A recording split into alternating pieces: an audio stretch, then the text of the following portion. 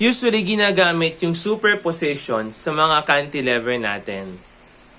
So, kapag cantilever, one of the method na ginagamit is superposition method.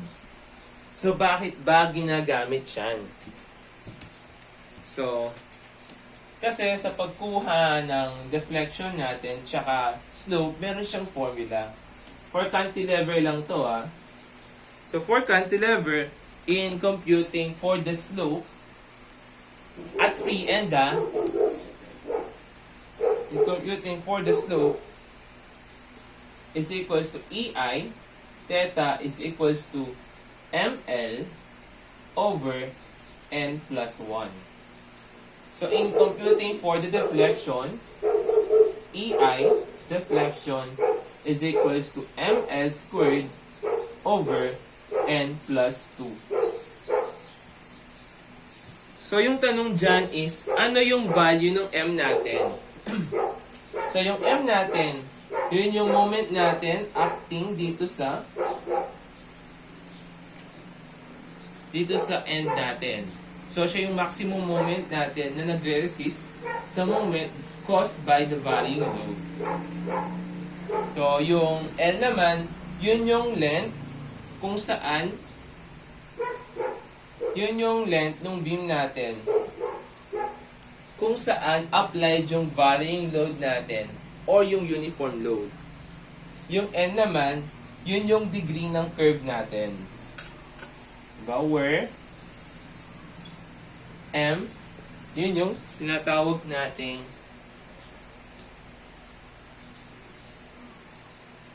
moment at the wall. Moment at the wall.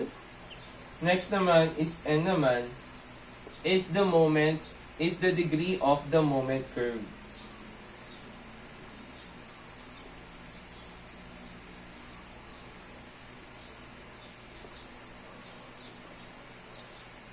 Paano ba yung degree ng moment curve natin?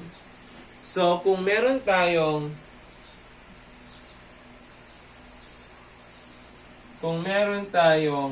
loading na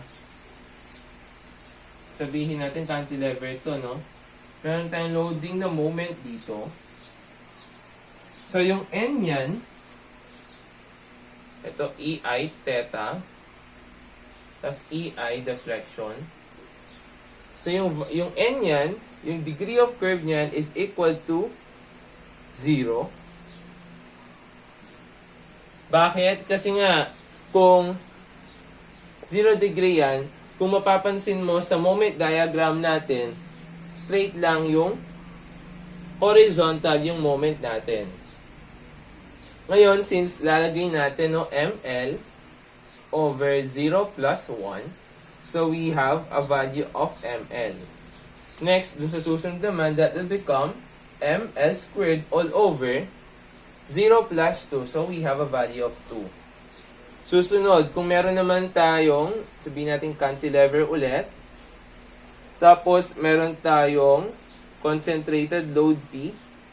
So, yung value ng concentrated load natin sa moment curve, diba, this is equal to 1 degree.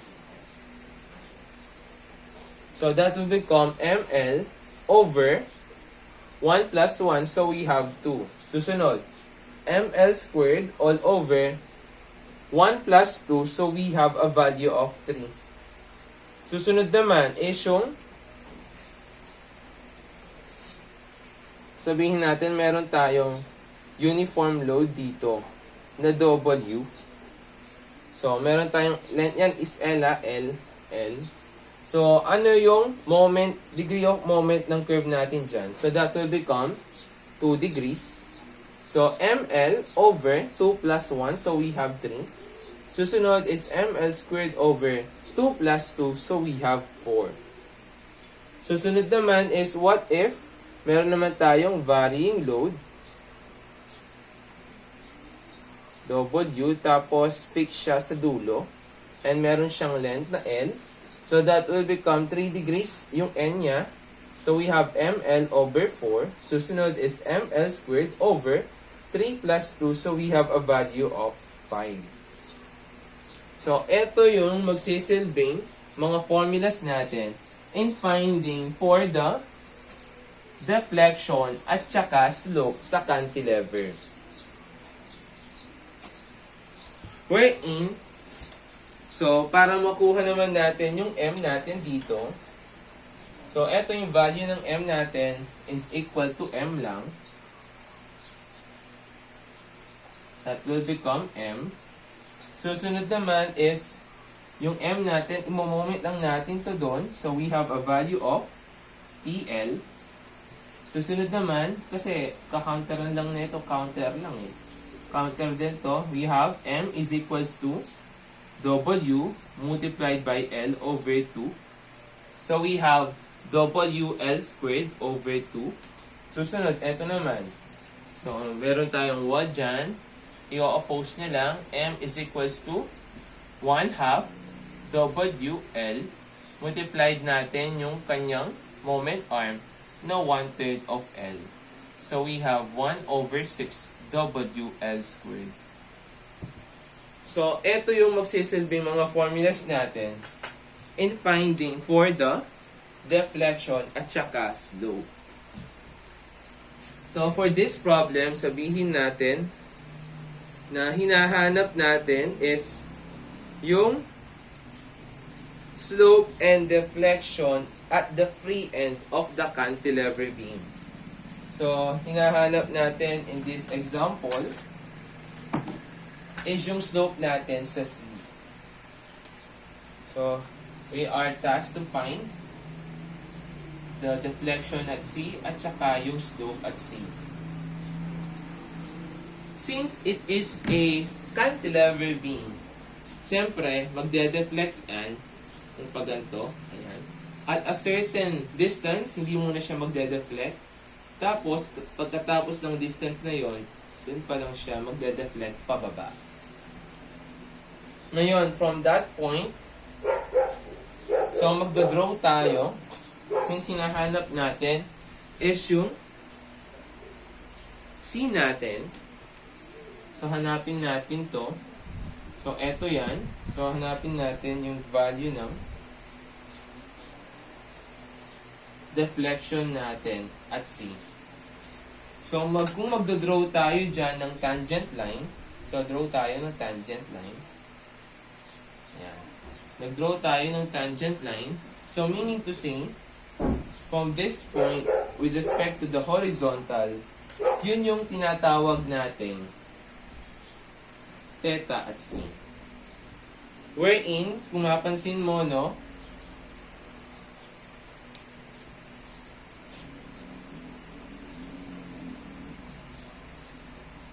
wherein, at that point, nandun din yung B natin. So, from this point, yung B natin, from the horizontal, yun din yung tinatawag natin theta at B naman.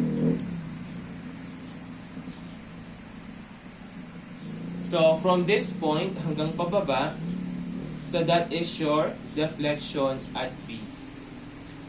So, siyempre, para makuha natin yung deflection sa C, kunin muna natin yung value ng slope natin sa B. So, EI theta B is equals to ML over N plus 1. So, ano yung value ng M mo dito? Yan yung tanong eh. M is equals to yung moment natin dito. So, we have 1/2 of 6 multiplied by 4 multiplied by the moment arm of 1/3 of 6. So we have a value of M which is equal to 24. So kunin natin yung value ng theta B. So we have EI theta B. Yung value ng M natin is equals to 24. Yung L natin na tinatawag is eto yan. Kung saan na-contribute siya ng moment. So, yung na-contribute lang naman kasi ng moment dito is yung 6 meter. Kasi wala naman tayong loading sa 2 meter. So, yung L natin dyan is 6 over. Yung N natin dito is equal to 3. 3 plus 1. So, we have a value of theta B which is equal to 36 over EI. Kung titingnan nyo sa diagram, yung theta B natin is equal din siya sa value ng theta C. So, that will become kilonewton meter squared. So, ito yung value ng theta C natin. Nakuha na natin siya. Ngayon, kunin muna natin yung value ng theta B ay deflection natin sa B. So, EI deflection at B. So, we have ML squared over N plus 2. So, what is the value of your M? So, we have 24. What is the value of your L? So, yung value ng L natin is equals to 6 squared all over 3 plus 2. So, the value of your deflection at B is now equal to 172.8 all over EI. So, from this example, so that will become kilonewton cubic meter. Ngayon, paano naman natin makukuha yung value ng deflection natin sa C? So, kung mapapansin ninyo, no, eto, makaka-form tayo ng triangle. So, from here, meron tayong theta B. So, problema na lang is yung value neto. So, makakabuo tayo dyan ng triangle. Ayan. Tapos, hindi natin alam yung value neto. From this point hanggang doon. So, let's consider etong maliit na triangle na yan. So, from that maliit na triangle, so, hanapin natin yung value ni X. So, X to, that is 2. Ito naman, that is yung theta natin at B. So, kasi yung value ng deflection natin sa C is equals to yung deflection natin sa B plus yung value ni X. So, X, so that will become tangent theta B is equals to opposite. So, that is X all over yung 2 natin. Wherein yung tangent natin, that is approximately equal to theta B na lang. So, the value of your X is now equal to 2 theta B. So, etong value nito is 2 theta B. So, we have deflection at C. What is your deflection at B? 172.8 all over EI plus 2 multiplied by theta B. So, we have 36 over EI. So, we have a value of deflection at C, which is equal to 244.8 over EI kilonewton meter squared downward.